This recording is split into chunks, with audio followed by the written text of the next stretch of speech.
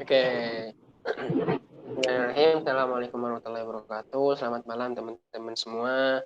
Oke, mungkin kita langsung saja ya teman-teman ke pembahasan yakni pandemi COVID-19. Di sini ada tim kita yakni Next.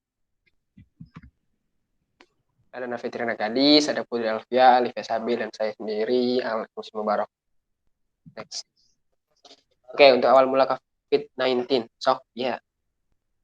Pada akhir Desember 2019, infeksi virus corona, coronavirus disease 2019, pertama kali ditemukan di kota Wuhan, Cina.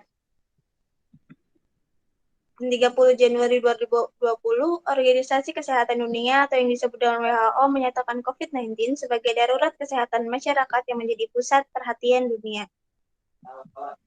Dan pada tanggal 2 Maret 2020, Indonesia mengumumkan secara resmi adanya pasien positif virus corona dan meningkat sampai saat ini. Oke, tadi sedikit awal mula dan sekarang masuk ke dampak pandemi COVID-19. Next. Dampak pandemi COVID-19 yang pertama ada dalam sektor kesehatan, yaitu pemenuhan kebutuhan bahan baku obat dan alat-alat kesehatan yang diperoleh dari negara lain atau yang disebut impor. Juga kurangnya jumlah tenaga medis yang ada di Indonesia yang kurang cukup menghadapi situasi pandemik ini, karena melonjaknya jumlah pasien COVID-19. Yang kedua, ada dampak dalam sektor ekonomi. Yang pertama yaitu impor dan ekspor yang menurun dan mengakibatkan pertumbuhan ekonomi menurun. Yang kedua, kelangkaan barang yang menyebabkan inflasi, yaitu kenaikan harga barang. Yang ketiga, banyak terjadi PHK karena perusahaan tidak sanggup bayar untuk beban karyawan. Pada sektor sosial, diberlakukannya pembatasan sosial berskala besar atau yang kita sebut dengan PSBB, banyaknya masyarakat yang masih mengabaikan adanya virus COVID-19 sehingga mempercepat penyebaran, dan yang terakhir, masyarakat menjadi cemas karena ketidakpastian kapan wabah ini akan berakhir. Next, sektor pendidikan yang pertama ada pembelajaran tatap muka menjadi pembelajaran daring atau online. Dan yang kedua ada kesulitan dalam jaringan, bahkan kesulitan menangkap materi yang dijelaskan oleh tenaga pendidik yang menjadi alasan ketidaknyamanan peserta didik dalam pembelajaran daring ini.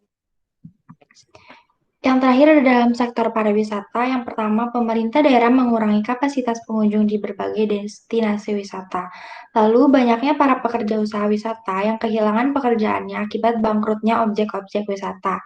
Dan yang terakhir, setiap yang bepergian ke destinasi wisata di luar kota harus membawa surat hasil rapid COVID-19.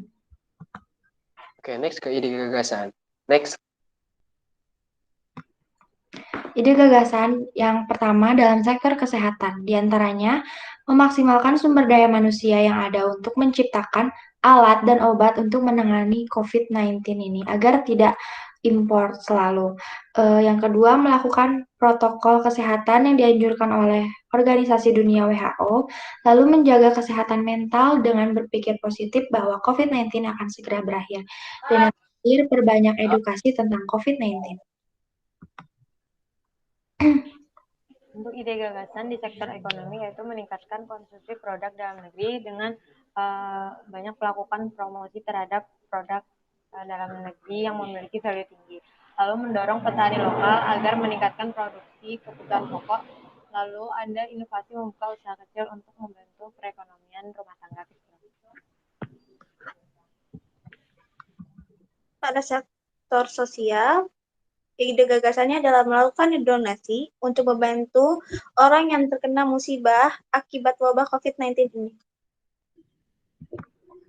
Oke, sektor pendidikan yang pertama memberikan kuota gratis bagi siswa ataupun siswi di seluruh Indonesia. Dan yang kedua, dibukanya sekolah namun tetap memperhatikan protokol kesehatan. Next.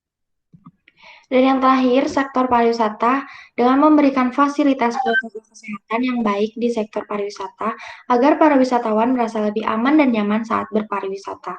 Lalu mempromosikan wisata-wisata daerah yang belum terkenal tetapi yang memiliki potensi bagus untuk dikembangkan. Oke, mungkin sekian dari presentasi dari kami. Terima kasih. Assalamualaikum warahmatullahi wabarakatuh. Ada lebih kan?